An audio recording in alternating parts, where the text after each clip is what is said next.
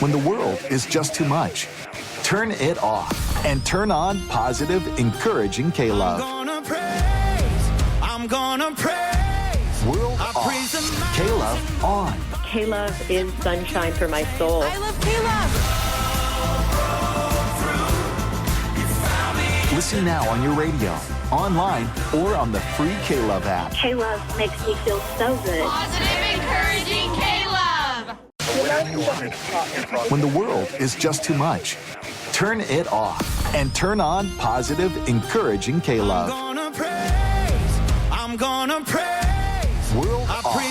K-Love on. K-Love is sunshine for my soul. I love K-Love.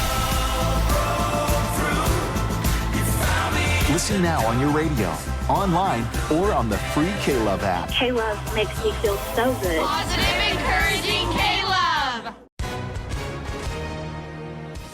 Hi, everyone. If you've been injured in an accident that was not your fault, listen up. We have legal professionals standing by to answer your questions for free. Call now and find out if you have a case and how much it's potentially worth. Call 800-910-7500. I'm here with spokesman John Wolf. So, John, tell everyone listening who should call right now. Well, Maria, first off, thank you for having me here. It's always nice to answer the listeners' questions.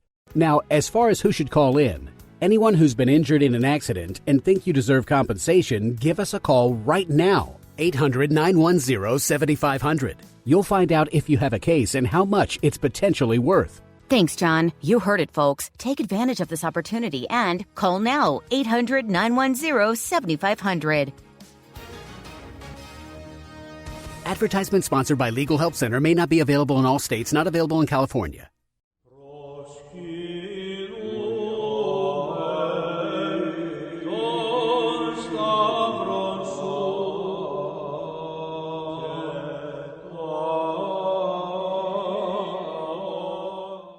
Thank you for listening to The History of the Papacy. I'm your host, Steve. If you enjoy the History of the Papacy podcast, you may very well enjoy the History Unplugged and Key Battles of American History podcasts, written and produced by great friends of the show, Scott Rank and Professor James Early. You'll probably remember those names because we're oft-times collaborators with both of them, and so I think you will definitely enjoy those two podcasts. If you want to learn more about the History of the Papacy podcast, you can go over to a2zhistorypage.com or historyofthepapacypodcast.com to learn more. Quickly, let's talk about Patreon, which you can find out more at patreon.com/history of the papacy. There's 4 tiers: Antioch, Alexandria, Constantinople, and Rome. There are many benefits at each level, but the biggest one is you will be included on the History of the Papacy diptychs, which in traditional Christianity, the diptychs is a list of bishops. In the History of the Papacy podcast Patreon, it's a list of patrons. Let us quickly commemorate the patreon.com/history of the papacy Patreon diptychs. At the Alexandria level, we have Roberto, Joran, William, Brian, Jeffrey, and Christina, and John. At Constantinople, we have Dapo, Paul, Justin, and Lana, who are all magnificent.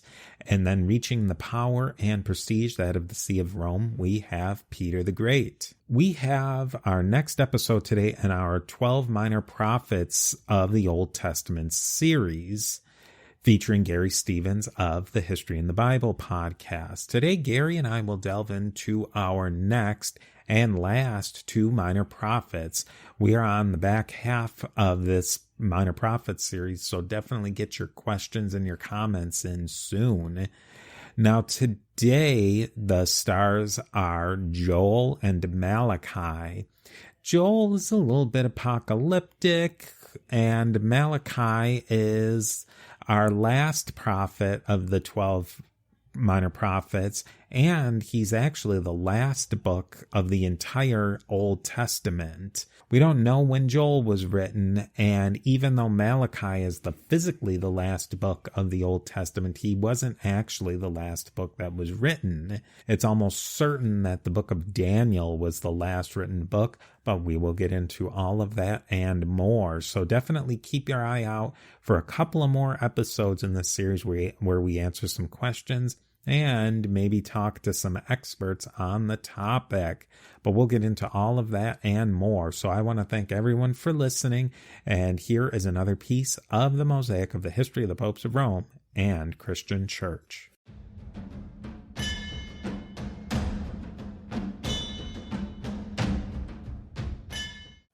Welcome back to yet another exciting and awesome and fantastic episode of our Garry Stevens of the History in the Bible podcast and my podcast, Steve, from the History of the Papacy podcast, our trek through the 12 minor prophets of the Hebrew or Bible or Old Testament. And believe it or not, these are not minor prophets in any way, shape, or form. They are definitely ready for the major leagues. And we have two great prophets today, Malachi and Joel.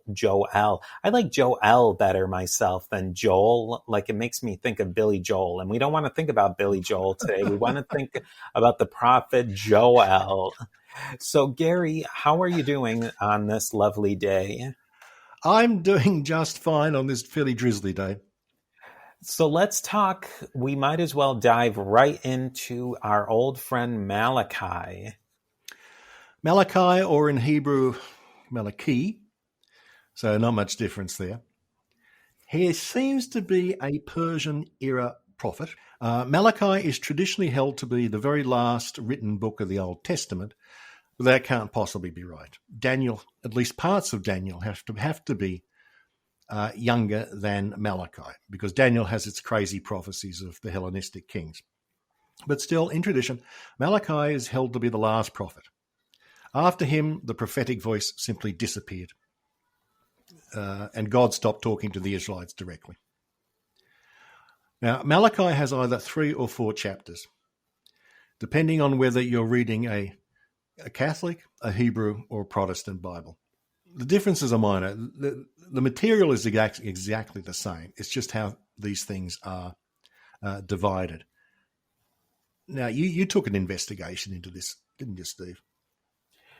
Yeah, it seems there really doesn't seem to be a rhyme or reason of why those verses got separated out, because it's not a huge chunk, Malachi chapter 4. It's only a couple of lines, 6 lines, maybe 6 verses. Yeah, 6 verses. The 4th chapter of Malachi, in some versions of the Bible, is just 6 verses. And in other versions of the Bible, those 6 verses are just part of chapter 3. And it seems like it's an issue of maybe going back. We discussed it a little bit, and we'll have to. I think that the chapter and verses of how the Bible were sliced and diced is something that could be a whole nother episode. But it seems like it went back to sometime around either between the Masoretes of how they sliced and diced their version, their Bible, or going into the Langton, which eventually we go into the Protestants and the Reformation of how they cut up the Bible. But I did not get something very satisfying of why those 4 were pulled out or why they were slapped back on. We don't know, but it's something of definitely some more investigation. Yeah. But as we said, I mean, the difference is inconsequential. It's not like some Bibles have got a whole extra slab of material, not in others. Anyway, the name Malachi means my messenger. Now, normally, Malachi is read as a personal name. But in the Septuagint, which is the Greek language version of the Old Testament, which was written during Hellenistic times, in the Septuagint, Malachi is read as not a name, but an appellation, my messenger. Now, like the prophets Obadiah and Habakkuk, we know nothing about Malachi's ancestry or the historical context. Because some of the minor prophets, they do say, prophet so-and-so, the son of so-and-so, born in so-and-so. Now, there is a tradition in some works which are called the Targumim that Malachi, my messenger, is actually the scribe Ezra, who was very influential in the return from Babylon. Now, the Targumim are simply translations of the Hebrew Bible into Aramaic, and they are very popular in the first century of the Common Era because a lot of Judeans couldn't speak Hebrew. Hebrew was a mainly liturgical or a school language like Latin. So a lot of at least the prophets and the Torah were translated into Aramaic, into these documents. But the Targumim are not only Aramaic translations, they also contain big slabs of commentary interspersed with it. So in these very popular Aramaic translations, Malachi is often seen as Ezra. Well, okay, that's possible. Anyway, the historical background. You remember that the Judeans were conquered by the Babylonian Empire. The Babylonians took them back to, well, Babylon, where they stayed for about 55 years. The Persians conquered the Babylonians and said to all the people which the Babylonians had basically transported, okay, you can go home now, guys. So long. See you later. The Persians were really benign rulers. As far as I can tell, only the Greeks really had a problem with the Persians. Everyone else thought the Persians were really nice. So Cyrus the Great, in the year 538, he says to the Judeans, Toodles, off you go. Bye. Back home to Judea. Nice of you to visit. And what happens is almost nothing. The usual depiction of the Babylonian captivity is that the Judeans were enslaved in Babylon. That does not seem to be the case at all. And the greatest testament that they were actually fairly happy in Babylon is that it took them more than a century to get back to Judea. So 538 BC, Judeans are freed, and a small number go back to Judea under a guy called Sheshbazzar. We know virtually nothing of Sheshbazzar. We should really know much more about Sheshbazzar. We should, but he's not much is said about him. He almost seems set up to be a fall guy. This is the nitwit who first led them out. And really nothing happens. They don't build a temple. They don't rebuild the city walls. It just disappears. Then about 15 years later, there is a second wave of returnees under Zerubbabel and Joshua the high priest. Now, we discussed them when we talked about the prophets Haggai and Zechariah. Now, this second wave seems to have been a lot more successful. By the year 515, they'd managed to rebuild the temple. Okay, that's fine. So it's a start, but this is the second. This is only the second wave. There are still a lot of Judeans back in Babylonia enjoying the milkshakes and the urban culture of Babylon. There's then a big gap in the Bible's account. 515, temple rebuilt. The Bible says nothing about anything until we get to the year 460. So that's 55 years later? We don't know what happened in those 55 years. The year 460 is the age of Malachi. This is when this is the time that Malachi is writing. So it's been a generation or two after the temple has been rebuilt, and the enthusiasm about that achievement has worn off. There still aren't that many Judeans in the place, but there are problems. For a start, they do not have a Davidic king. Although we know that there were descendants of David's line in Babylonia, either they died out, or maybe they were deemed idiots or something, but that line was not restored. Instead, you have, we don't know who the governors are. All we know is that they are Judeans. And Malachi's got a lot of complaints. he says, okay, we got the temple. And yeah, okay, it's been there for a while. But you, the priests and the people, you've lost your sort of touch with God. And the whole theme of the prophet Malachi is he says he's really trying to pick up the spirits of the Judeans. And he says, okay, well, for a start, guys, the priests are corrupt. The priests of the temple are just telling you what you want to hear, not the hard truths from God you should be hearing. So they're just spreading pablum. And secondly, the people are unfaithful. They withhold tithes from the temple. And they cheat God by providing defective items for sacrifice. So instead of bringing your best bull to kill, you're bringing a little sort of heifer, which is lame. And what's more, you're marrying idol worshippers. So Malachi has a huge litany of complaints.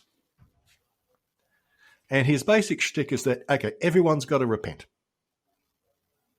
He emphasizes that God loves the Judeans, and this should fill your hearts with gratitude and wonder, but it's not. And now a word from our sponsors. We brought it up in the Haggai episode, but I thought it was really interesting how much the Jews had changed between Babylon and the ones who are stayed behind in more or less Palestine, Israel, whatever you want to call it. It's so interesting that two groups would diverge so quickly. And I guess it's maybe the nature of who was taken and who stayed. Did it seem like a class issue between it sure seems like it was the higher class, the more educated class, the leadership class was taken into exile, and then it was the hoi polloi who stayed behind. That certainly seems to be the case. I think in the past 50 years, they actually dug up some things in Babylonia, archaeological finds, which document several Judean merchant families from this period. So the Judeans had formed cohesive communities there. And if you're a merchant family, you're going to be part of the upper classes, aren't you? Whereas back home in Judea, I mean, they're called the people of the land, which seems to mean basically the peasants. Mm-hmm. And I think the Bible does in lots of ways insists, the guys who stayed behind, they're peasants. They're not really Judeans, right? They're but now we're rich. We're coming back, and we're going to be the ones in charge. So there certainly seems to have been class distinctions.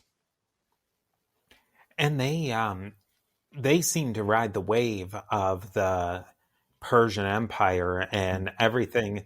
They took advantage of everything that the Persians offered, where if you take them in against like what the Greeks did, and the Greeks did not take advantage of everything that the Persian Empire had to offer.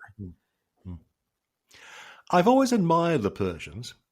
I mean, as far as I can see, they are the first modern empire.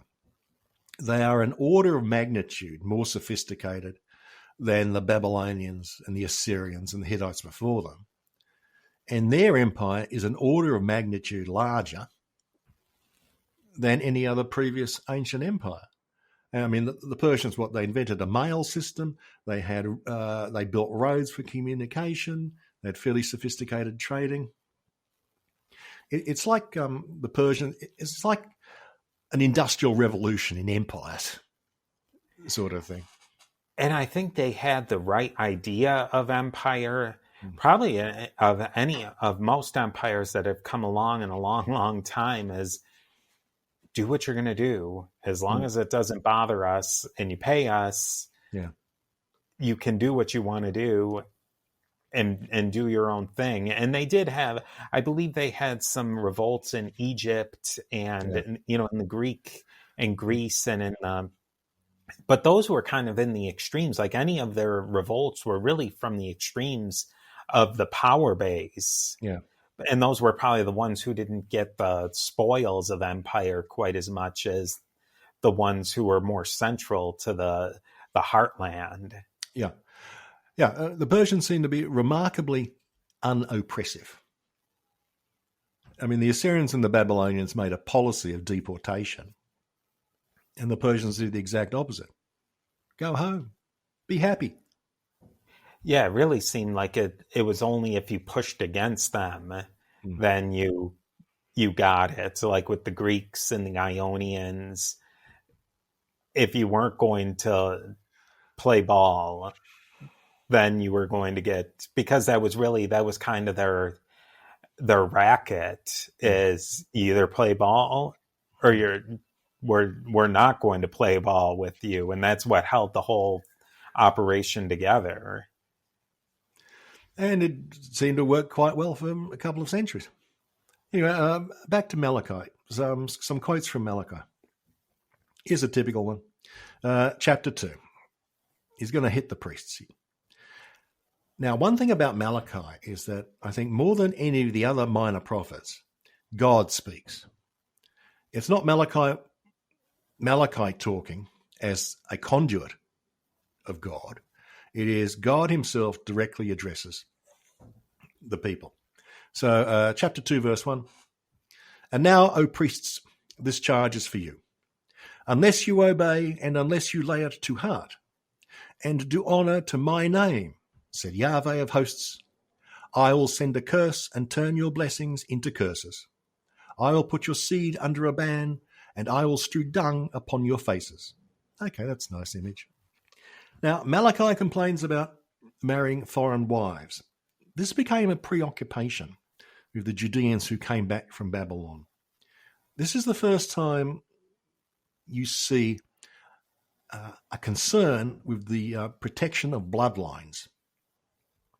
So Malachi 2:11, Judah has broken faith. Abhorrent things have been done in Israel and in Jerusalem.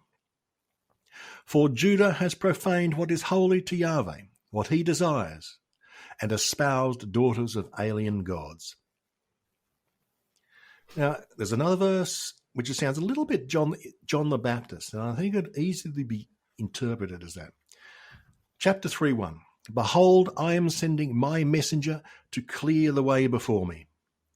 And Yahweh, whom you seek, shall come to his temple suddenly. Now, do Christians cite that as a prophecy of John, either John or Jesus? That's when I read up on it, Malachi, most of the discussion that he gets is as presenting John the Baptist, or what he's sometimes called in some traditions as John the Forerunner. Right. And this particular, that first chapter of Malachi, or the third chapter, that first beginning part, and if you want to call it the fourth chapter of Malachi or the end of chapter 3, will get brought in as a reference towards John the Baptist. Okay. Well, that's reasonable. I mean, it's. I think there are a lot of prophecies in the Bible which Christians, are doing it a real stretch to interpret as a prophecy. But that one would seem to be fairly clear cut. Now, what Malachi himself thought he was saying, I have no idea. It just seems with all of these 12 prophets, minor prophets, none of them God never comes out and says, hey, Judah and Israel, you're doing a pretty good job. Keep it up. It's all negative. Is there any commentary on that, of why it's so much negative? There's very little positive reinforcement built into these documents. That's a good point. I hadn't thought of that. All the prophets, even the big ones, they're all about, you're doing it wrong. You're doing it wrong. No one since, I think, the last time I can think that the Israelites were universally praised by God is in the book of Joshua, where he says, you're doing the right thing by killing all the Canaanites. right? By committing a genocide. After that, it's all downhill. Yeah, you're right. The prophets, they just complain. Maybe there was a separate class of people who did write books saying, we're doing great, guys, but that all got kicked out of the literature. Yeah, I just wonder if that was a maybe a literary device that they used. It is, and I'm trying to think of other religious literary works, and if it is mostly haranguing of all the things you do wrong, and not the things. I mean, I guess why would you? I mean, it's not like a modern human resources manual of, where everybody's good, everybody's great. That wasn't God's management style, I guess. Everything you're doing is wonderful, but maybe you can try to have a few less foreign brides in here. That's true. They rarely say, all it needs is a few tweaks. It's invariably, you're doing it totally wrong and you're all going to be destroyed. Yeah, that's really the theme of all of these prophets. And like you said, even of the other prophets, or even some of them are even more extreme than these prophets. Yeah, that's true. That's true. Malachi concludes with chapter 3 or 4, whatever you want to call it, where he says he's going to send Elijah, will come back, and Elijah will reconcile everyone, parents of children, children of parents. And he's going to send Elijah back before the fearful day of Yahweh, whatever that is. Now, why Elijah? Elijah is one of 2 people in the Bible who didn't die. It's Elijah and Enoch. The prophet Elijah is taken up by God, and ever since Elijah has been a fairly major and mystic figure in Judaism. And that, dear listeners and viewers, is the book of Malachi. And that is that for Malachi. Pretty interesting guy. He's refreshingly direct. He's simple. He doesn't have any bizarre imagery. And his message is fairly clear-cut. Yeah, I think that's what I liked best about him is it was straight to the point. Yes. And it didn't really get into the weeds too much, where I felt like a lot of the other ones got into a lot of really specific issues that were going on at the time, and who cares, and why are you including it in this book that's supposed to be about bigger issues? And to resonate through time and to be a guide for the future. And you're talking about, I can't get my bath fixed or something. Yeah. Or nitpick some guy who cares, who really cared about him back then. And, why should somebody care about him in 200 BCE, let alone in 2020 AD?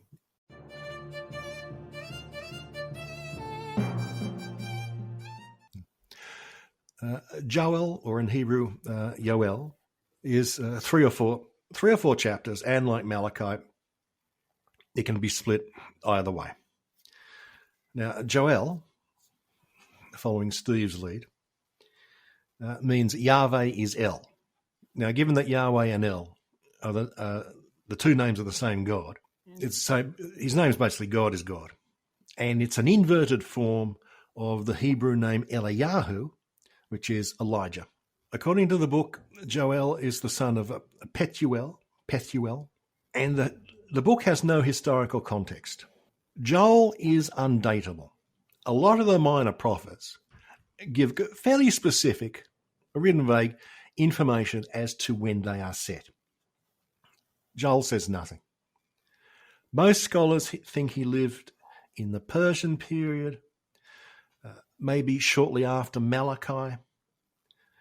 And it's suggested in the Persian period because in one chapter in Joel, he mentions the Ionians, who were Greeks settled in the Persian coast, Ionia.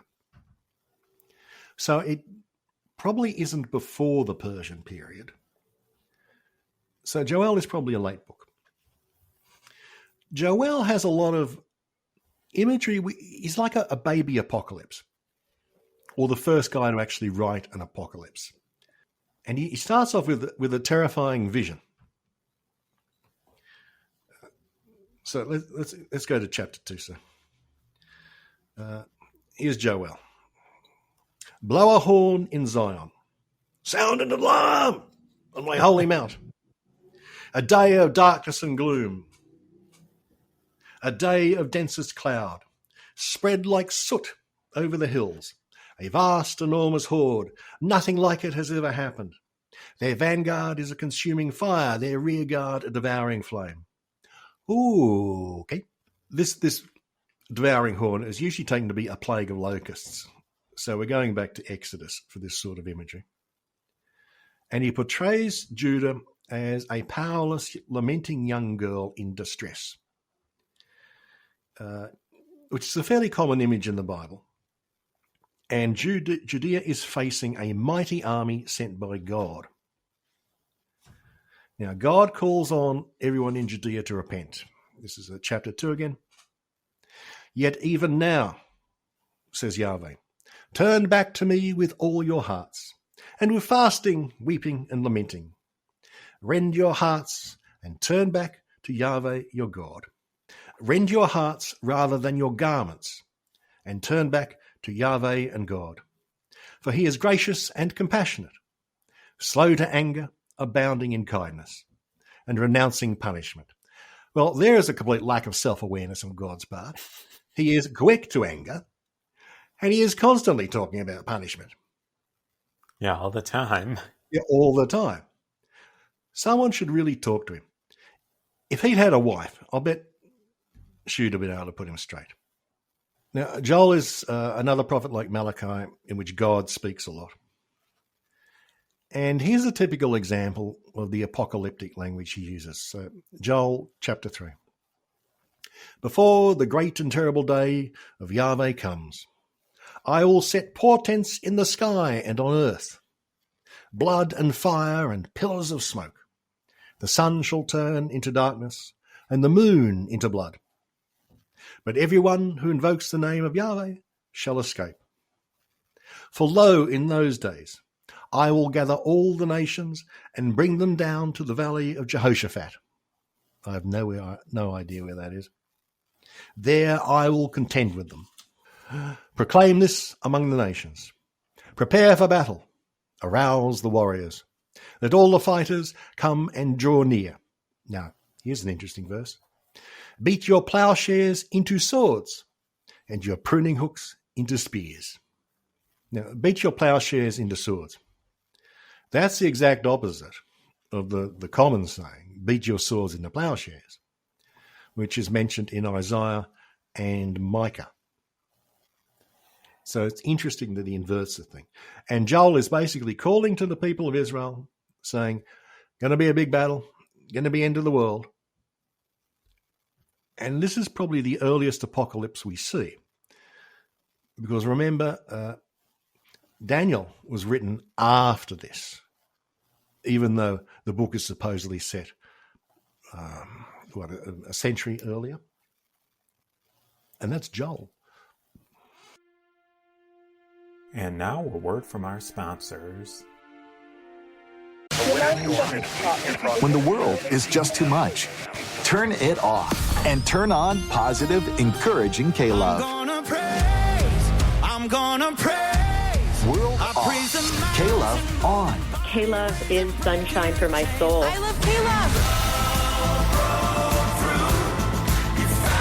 Listen now on your radio, online, or on the free K-Love app. K-Love makes me feel so good. Positive, encouraging K-Love.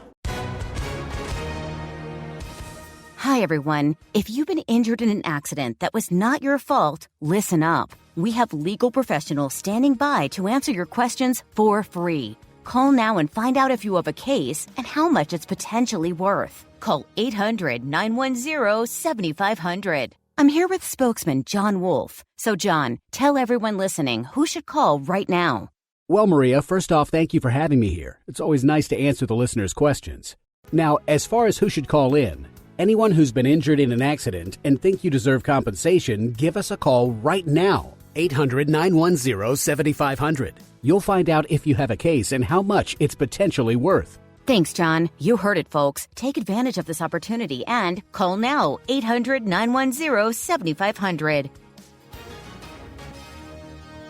Advertisement sponsored by Legal Help Center may not be available in all states, not available in California.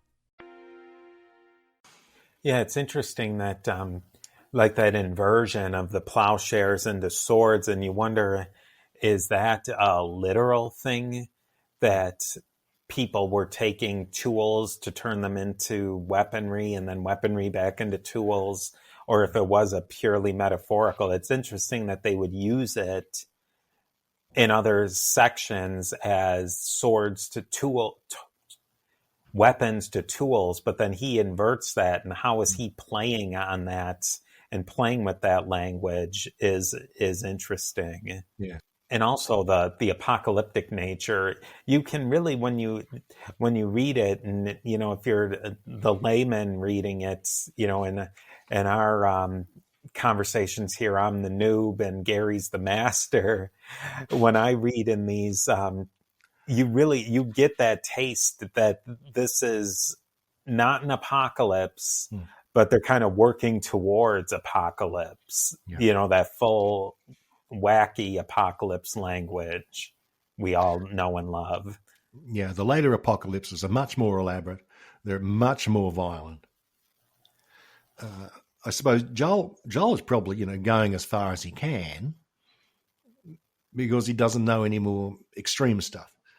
And the later apocalyptic writers will up Joel's language by an order of magnitude or two.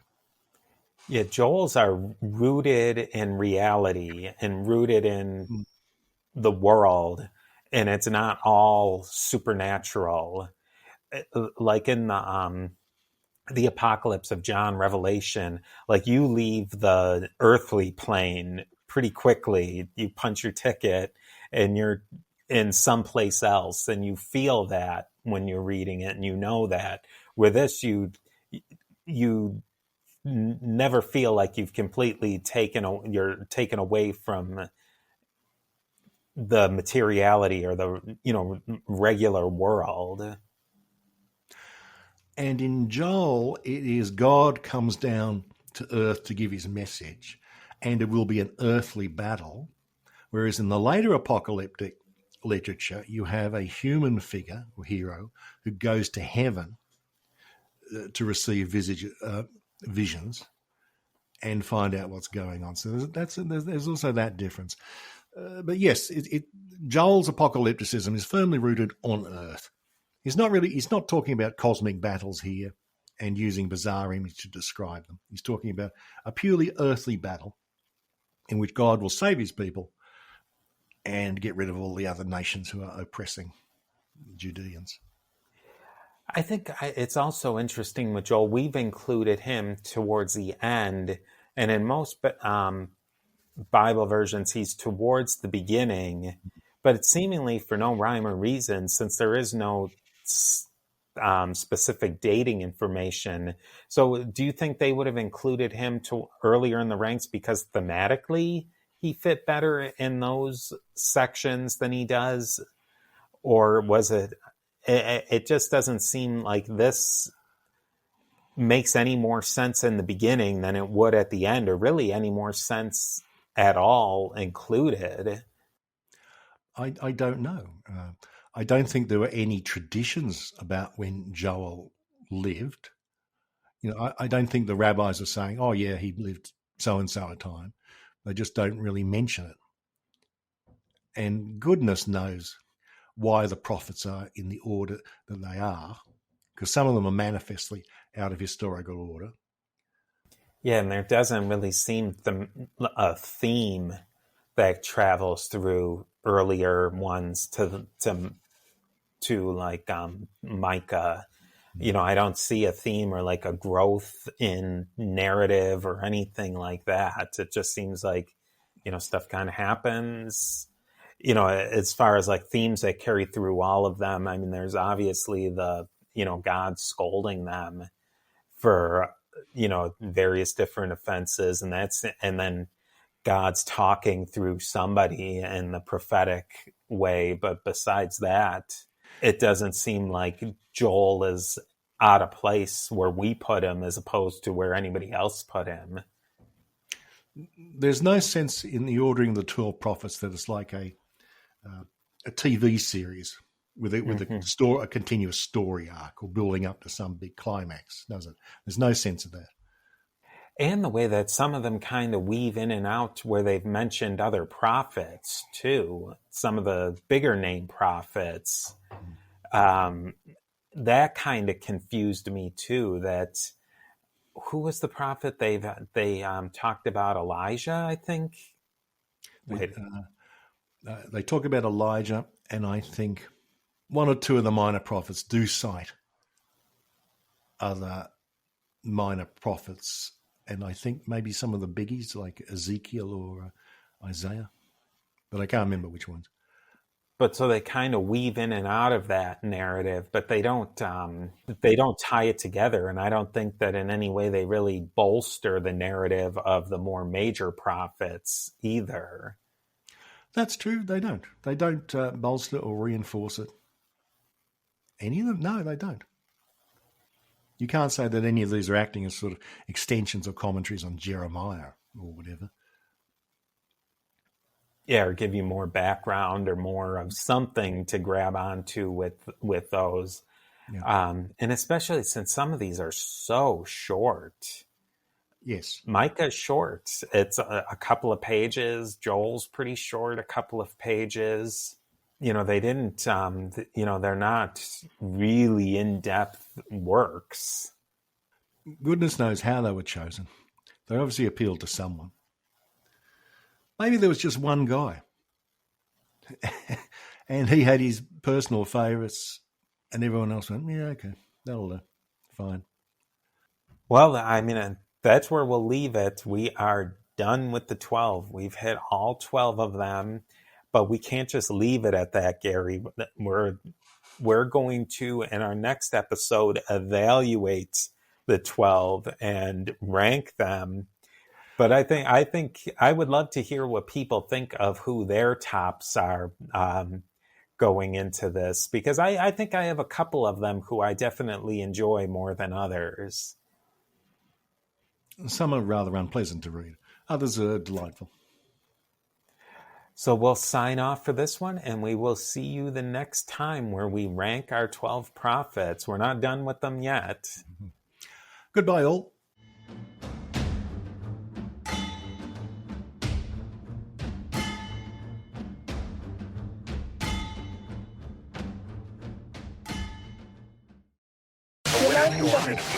When the world is just too much, turn it off and turn on positive, encouraging K-Love.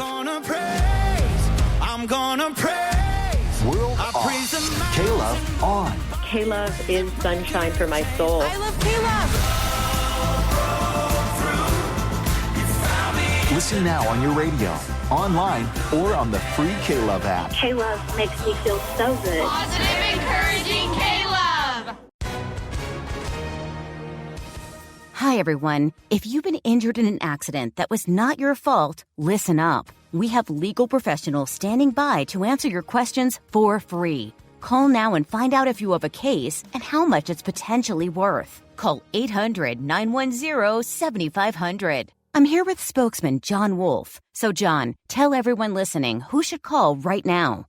Well, Maria, first off, thank you for having me here. It's always nice to answer the listeners' questions.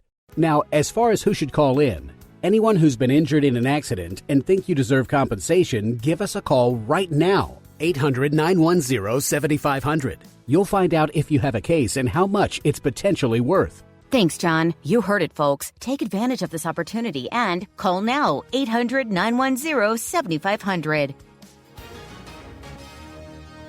Advertisement sponsored by Legal Help Center may not be available in all states, not available in California.